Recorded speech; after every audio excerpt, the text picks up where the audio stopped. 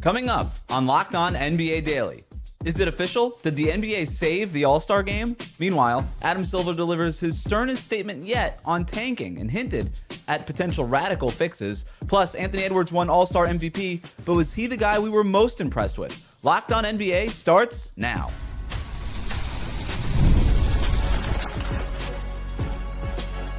You are Locked On NBA, your daily NBA podcast. Part of the Locked On Podcast Network, your team every day.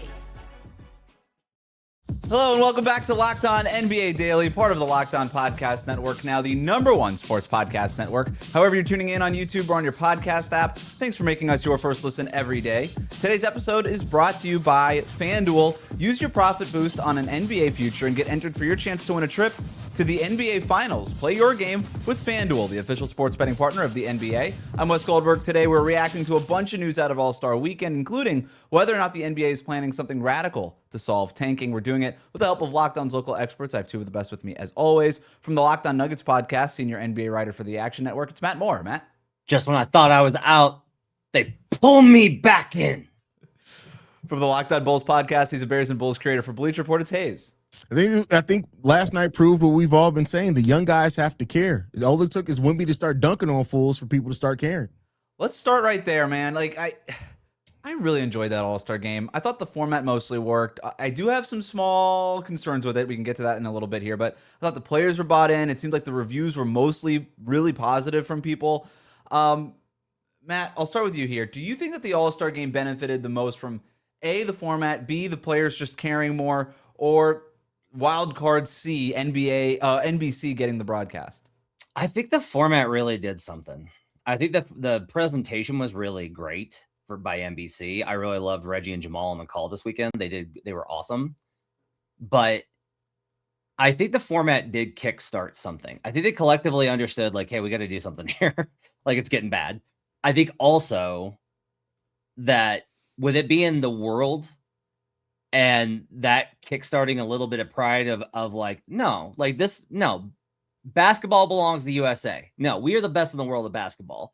On top of that, I actually really liked how it wound up being the divide between the young guys and the old guys, because I think that created a little bit of tension there. And I actually love the young guys demolishing the Wild Hogs in the last game. It was like, that's as much as everybody wanted a competitive one. We got the one competitive one, and then they killed them to kind of show like this league is coming. You had the Anthony Edwards kind of taking the mantle finally, which is well overdue. That was awesome, I think, in that context. So I think the format had a lot to do with allowing them to play short bursts of more intense play. And then also these inner dynamics. The other thing is, it was like my team. It's like, no, these are my guys. Like, these are my guys. You need to create more of that, because guys, you will naturally be like, that's my teammate. Creating that, I think, went a long way here. Yeah, it was a lot better than I was expecting. I was telling you guys before we started recording, I had no plans to watch this game. I had none. And then my son was like, Dad, I think you probably want to come in here and watch this. I was like, all right, here I come. And it was just a really good game. You could tell that the players actually, it did seem like they cared, especially the young guys. And that's the part that gives me a little bit of promise to this. If this was anything else, I'd probably say, okay, well, are they going to do it again? But the young guys, the way that they really seem to care, I think meant a lot in that one. I think when you also look at like future players that are coming into the league too, they seem to have a little bit more of a competitive edge too. So with Ant being surprised that he won MVP, by the way, which I think was great. I think we may be off to a better start than I was willing to give them credit for. I think a lot of this stuff worked, right? I think the short bursts, Matt, your point, was huge. It's too little time for you to go out there and just not do anything, right? Like it's too embarrassing of a time limit for you to go out there and just not do anything. Because we've even seen this in previous, right, like more traditional All-Star game formats. Nobody tries for 3.5 quarters in the last 5 or 6 minutes. Now all of a sudden players try a little bit harder, and so you kind of you microwave that a little bit in these 12-minute bursts. I did think that if I was going to nitpick on the format, the World versus the two Team USA teams is a fun way to kind of generate some pride. I do wonder if maybe we experiment with other versions of, hey, do we go back to picking teams? Because that was kind of always fun. And is there other ways to generate pride? I did think that the older team, by the way, Haize, got a little screwed here. I don't know about about you because they had to play the 3 straight games by the last game. Yeah. Because the young team got to take that one game in between off. Yeah. I mean, but hey, get over it. This is what you do. You've been in the league. Do it. It's an all-star game. You should be able to give effort. I don't care. I'm not going to give it. There's also like a 20-minute intermission at the before the last game. That's the one thing. The intermissions were too long. I get it, that especially because it's 3 games, you want to give them some time, but 20 minutes, that's too long. They got to find something else to do in the middle of it if you're going to make those breaks as long as it is. Keep it snappy. I don't even think keeping the breaks. Like, just like, you want to do a concert after, do a concert after. Stop this. Like, do not do the stuff in the middle. Like, let's keep moving. They could just, you know what? Wait, why don't you just have the skills competition between the games? Yeah. You do that. 3-point contest on his own. Skills competition. 2 Chainz was sitting right there courtside. Just have him do something. I would be very happy with that. Yeah, and the other thing I think is when you talk about the team format changing it, I do like the idea of actually getting like squads together. Like, I want the Call of Duty team, which is going to be like Booker and Towns and the guys that play Call of Great. Opening up to sponsorships too. Yeah, get Activision to sponsor it, Call of Duty uniforms, right? You can have next year, you can have LeBron and KD and Steph on a team. It could be sponsored by Bengay. Like, you could just do all the stuff that's like you could do, Jokic and Luka sponsored by Bud Light. Like, I think that all of these things are. Jokic is definitely drinking a Bud Heavy, bro. He's not drinking a Bud Light. That's accurate.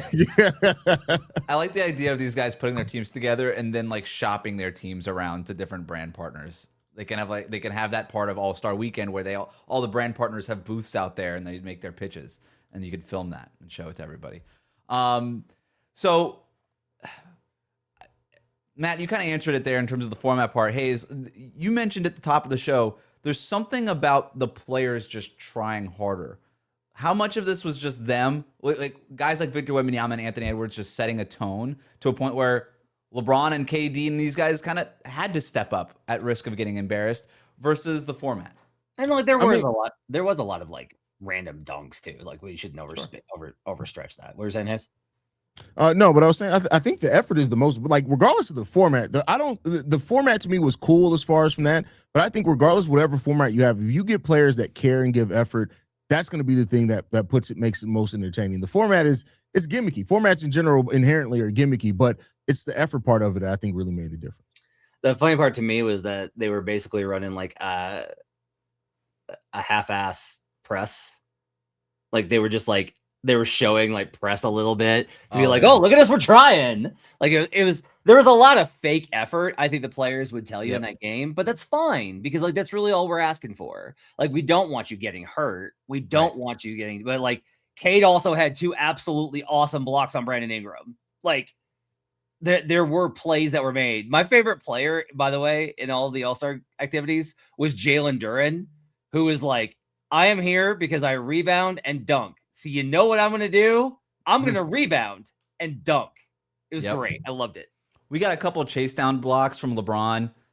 Speaking of the fake hustle, LeBron giving the sideline interviews, like, I'm just going to give whatever the game needs from me, whether it's a jumper or a dunk or a chase down. You're like, first time LeBron has ever said that at an All-Star game, all of a sudden. But you got the old heads to try in this one.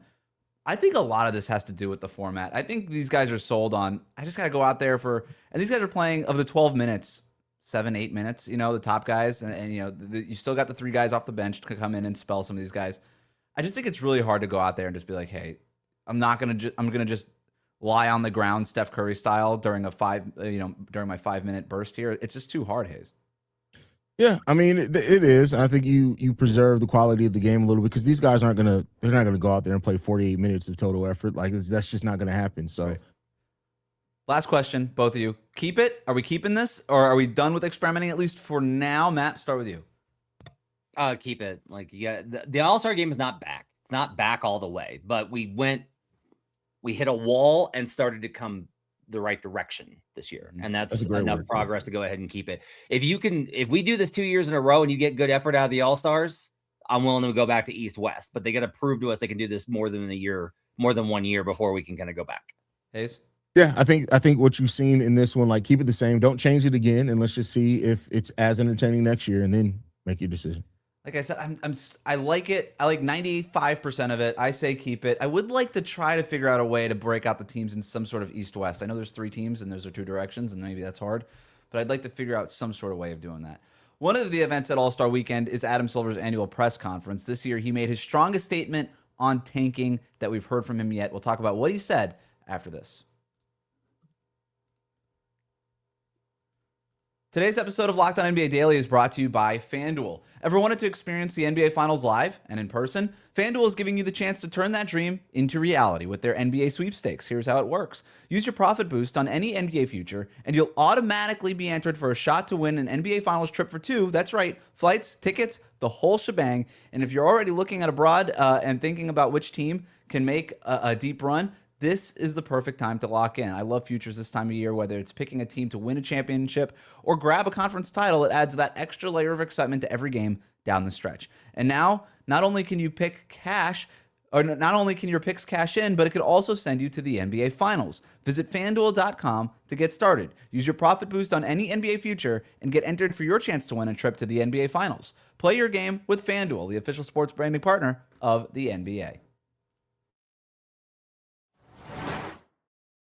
Welcome back to Locked On NBA Daily. The best way to support the show is to subscribe on YouTube. We are Monday to Friday at 1 p.m. Eastern, wherever you get your podcasts. Adam Silver was asked this weekend about tanking during his All-Star press conference and said that he does believe that it's worse now than it had been in the past. I want to play this part of the statement here before we jump into the bigger part of this conversation. Forming team receives the first pick from their partners. When any economist comes and looks at our system, they always point out you have the incentives backwards there. That doesn't necessarily make sense. I think there was a more classical view of that in the old days, where it was just sort of an understanding among partners about in terms of behavior. I think what we're seeing is modern analytics where it's so clear that the incentives are misaligned. I think when you, maybe to further answer your question, are we seeing behavior that is worse this year than we've seen in recent memory? Yes, is my view, and which was what led to those fines, and not just those fines, but to my statement that we're going to be looking more closely at the totality of all the circumstances this season in terms of teams' behavior, and very intentionally wanted teams to be on notice. And there is a bit of a note when you see it quality to this. I mean, I want to stop it there. Haize, he goes on to say that the league is re-examining the approach to the draft. Wondered out loud, maybe the draft format is a little bit antiquated here. Do you agree with Adam Silver that tanking has gotten worse, A? And then B, what should the league do about it? I don't know if it's gotten worse. It's just gotten more blatant. And maybe that's the same thing for some people, but I definitely think it's a lot more outwardly tanking now, whereas before teams may just, not fielded a team where they may not sign, some players that they can ensure that their team wasn't as good. But now you're seeing this creative tank where it's like, hey, we're competitive for 3 quarters, not going to be in the 4th quarter, or we're resting guys strategically here. We're playing certain lineups that clearly doesn't make any sense. That's what you're doing. It's more blatant now. And something does need to be done about it. But, we've had this conversation on the show before. I'm not sure exactly, as far as the lottery, how much you can really do to change it. What are you going to flatten the odds further? Maybe the top 8, top 10 are flatten odds. Maybe that helps solve that. But as long as a team's incentivized to have a bad record helps them get potentially a great player in the draft, tanking is always going to be there. All right, I'm going to try and keep my thoughts succinct. I have a lot of thoughts here. One, tanking is worse. It is one thing to be like, in the last 3 weeks, we're going to shut down a guy and he's not going to play. It is quite another to be like, we are up 5 going into the 4th quarter and our starters are not going to play. I don't care about your minutes limit. I don't care about all this other stuff. You can manage your minutes limit to keep those guys within range of playing in the 4th quarter. You chose not to, so you could sit them just for this purpose. That is worse. That is not setting your team up to fail. That is literally throwing a game. That is throwing a game, which is worse. It happening before All-Star break is also calamitous. You can't have these teams giving up in game 35, which is what we saw this stuff going back all the way into December. That's a problem. The league took too long to kind of comment on this. They dropped down the fines. They included stronger language. Silver's press conference was a shot across the bow. That phrase he used at the end there, where he said, "You know it when you see it," is massive. And I'll tell you why. Silver has always been a guy who says, well, we're going to do research. We're going to do studies. We're going to show findings. When on the injury stuff, he's like, well, we've done research and actually there's not more injuries, et cetera, et cetera. He's a data-driven person. This is him saying, I don't care what the data says, because you can always be like, well, he was hurt. Could you tell us he wasn't hurt or sick? And him saying, I don't care, knock it off. And that's what he has to do, which is stepping beyond what his role has traditionally been, which is just basically the henchman of the owners. This is taking ownership of the health of the league. So I don't think we need dramatic solutions to tanking. I don't think we need to flatten the lottery odds or reverse the lottery odds or have a tournament, any of this. Teams just need to respect the game. That's all you need. Silver talked about how economists are like, wait, so underperformers are rewarded the most? That doesn't make any sense. But we still have to redistribute this talent through the draft to the worst teams. Otherwise, they're going to be stuck in cycles of mediocrity. Now, I think you should have to compete better on an organizational level. And I think there are ways to do this. I like the idea of like locking the odds or doing the lottery early. I really like those ideas. They have other complications that are bad downstream. I don't think we need massive changes. I just think we need the teams to be like, I am not going to completely ruin the sport of basketball so that I can hand the reins to an 18-year-old child. That's all we need here. Yeah, but I think it goes hand, like, it's easy to say just have teams respect, like you have to force them to respect it. So that means you have to, because they haven't respected up to this point. It's not just going to be a flip, that switch that all of a sudden now we're going to respect the integrity of the game. No, they're worried about their business. They're worried about the core of adding. So you have to add, so you do have to add something in there that forces that. Because if they were just going to do it, we would have seen it happen by now, I would think. Which is why I think you see Adam Silver now levying the fines. And I think the timing of the fines was really important here going into the All-Star break. Right? He found two examples with Indiana and Utah and just said, knock it off, guys. And Utah responded by being a little bit more straightforward. They shut down Jaren Jackson Jr. They won 2 games. That's true. Like, well, now he got surgery, so there's that. Well, no, like he needed surgery. Like Sure. He's got a tumor in his knee, right? But by the way, just as an aside, Memphis, what are you doing? How did this get found by the Jazz? But anyway, that's a different thing. I do like Adam Silver's approaching tanking the way that the government approaches porn and just like a you know it when you see it type of thing. And Matt, 100% I agree with everything that you're saying. We don't need more rules. The NBA has an adding problem. It always has had an adding problem, especially under Adam Silver. We don't need to find this new thing and loopholes and all these things. We all know what tanking is when we see it. We all know what it is. Punish it. And to Haize, your point, maybe that's the way that you can get organizations, maybe not to respect the game, but at least fake like they're respecting the game and maybe more so respecting their own wallets. Yeah. I think like you have to do something. There has to be punishment. There has to be a rule. It has to be something, because if you just leave them to their own devices, it's not going to happen. There's been this idea of like, what does fining really do? This is pocket change. I did have 2 executives tell me the same thing unprompted. They told me this, which is fines are the best way because the owners are embarrassed when they go into their country clubs or they go to their VC pitch meetings or whatever it is that they do, their get-togethers with other billionaires. It's embarrassing to be like, yeah, you got dinged by the league for this behavior. Shame is the only way to get at billionaires, and we need to do it more. I agree. And that shame. Bring back shame. Pro shame on the podcast. Anthony Edwards took home the All-Star Game MVP, but was it somebody else who left us the most impressed? We'll talk about that next. Today's episode is brought to you by Indeed. Workplace chaos, deadlines stacking up, inbox overflowing, and the one position that you have to still fill sitting open. When the pressure's on and you need the right hire, this is a job for sponsored jobs. Indeed Sponsored Jobs helps you reach the people who actually fit what you're looking for. Skills, experience, location, so you're not just hoping that the right candidate stumbles across your post. And here's a stat that says it all. In the minute that we've been talking to you, companies like yours made 27 hires on Indeed, according to Indeed data worldwide. So if you're hiring, spend less time searching and more time interviewing candidates who check all of your boxes with Indeed Sponsored Jobs. Spend less time searching and more time actually interviewing candidates who check all of your boxes. Less stress, less time, more results. When you need the right person to cut through the chaos, this is a job for Indeed Sponsored Jobs. And listeners to this show will get a $75 sponsored job credit to help your job get the premium status it deserves at Indeed.com/podcast. Just go to Indeed.com/podcast right now and support our show by saying that you heard about it, Indeed on this podcast. Indeed.com/podcast. Terms and conditions apply. Need to hire? This is a job for Indeed Sponsored Jobs. Today's episode is brought to you by TurboTax. Tax season doesn't have to take over your whole life. This year, TurboTax is making it easier than ever to just hand things off and move on with your day. With TurboTax full service, you can have your taxes done for you by a trusted local expert start to finish without the stress or the guesswork. Instead of spending hours trying to figure out forms, you can meet with a TurboTax local expert in person or connect online. They handle everything from W-2s to self-employed forms and work to get you every deduction. You can upload your documents, go about your day, and get updates right in the TurboTax app. It's a huge time saver and gives real peace of mind knowing that an expert is handling it. So for a limited time, you can have your taxes done by a local TurboTax expert for just $150, all in, if a TurboTax expert didn't file for you last year. Just file by February 28th. Take taxes off your plate and get back to your life. Visit TurboTax.com/local to book your appointment today.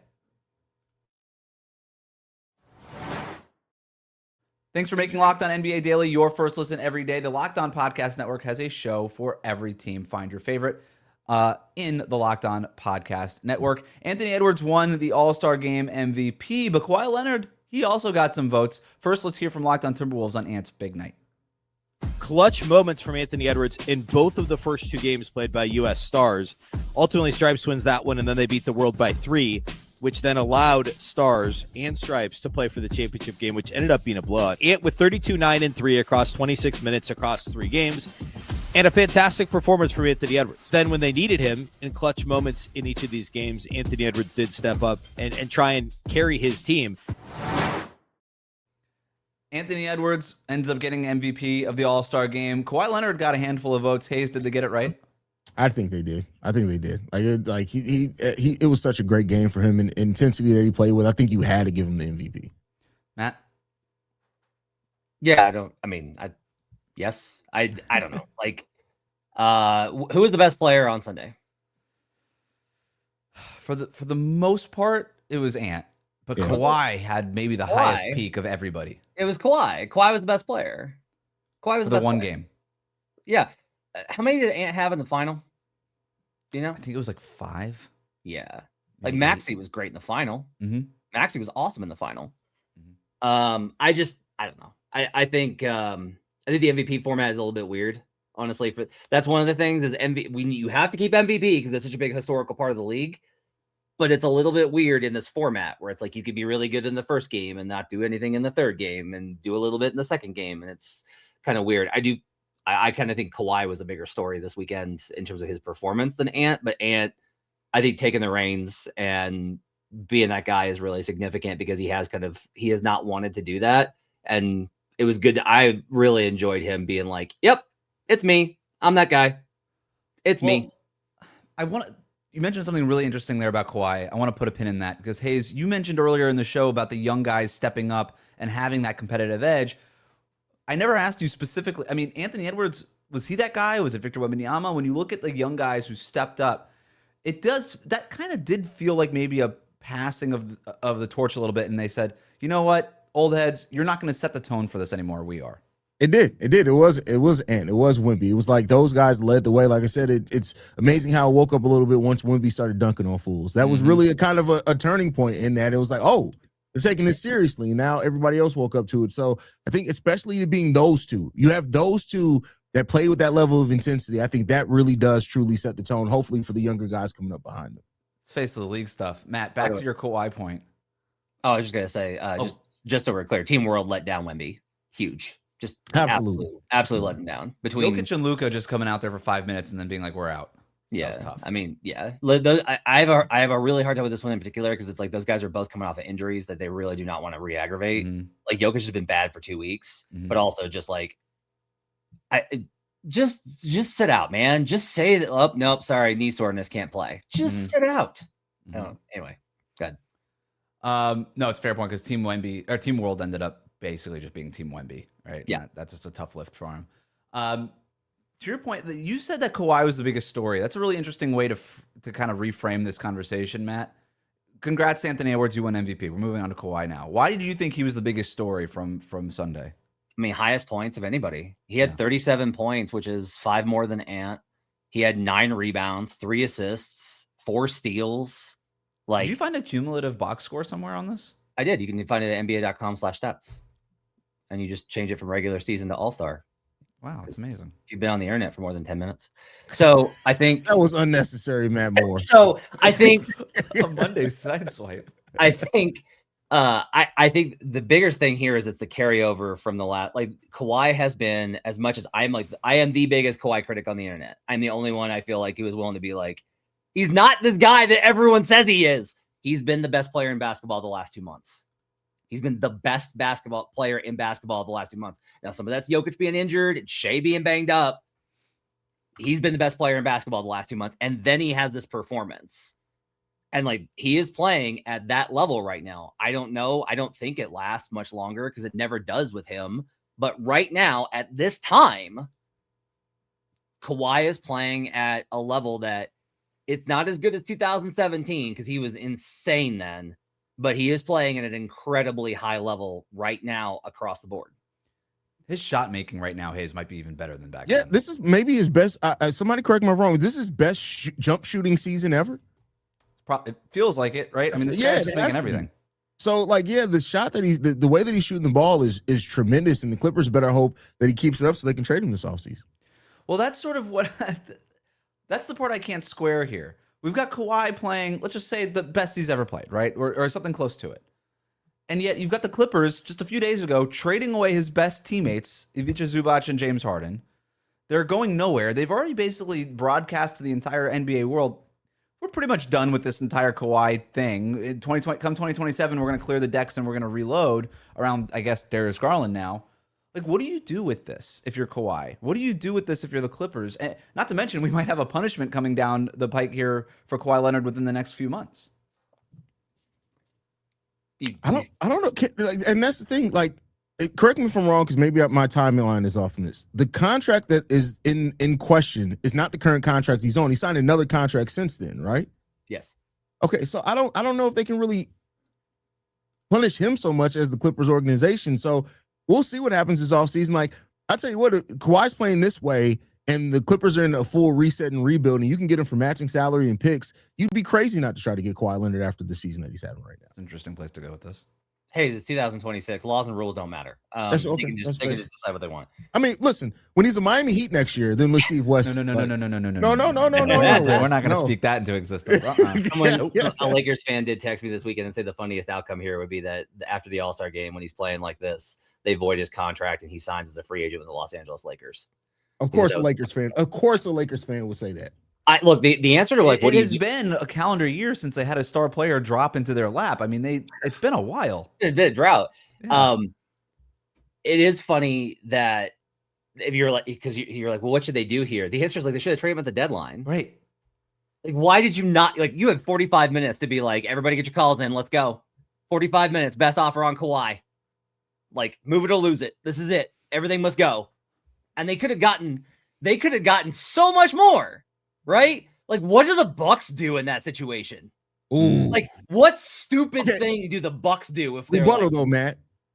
Once teams find out where their draft selection is and kind of like, oh my God, maybe off the board, you could do the same thing and probably still get a hell of a pick out of it. If he just plays out the rest of the year, it doesn't even have to be at this level. Now that we've seen, he could tap into this at kind of any moment for a 2-month stretch. It kind of feels like he might be another one of these guys that we're talking about more. What if offseason they just look? I know they lost Zoo, and that sucks. But they did add Mathurin and Garland. What if Garland gets healthy? Like, what if they make a run? What if they're just good? What if they're just good? What if they're in the Western Conference Finals? It's too many what ifs for a team with Kawhi Leonard and Darius Yeah. Garland. I know.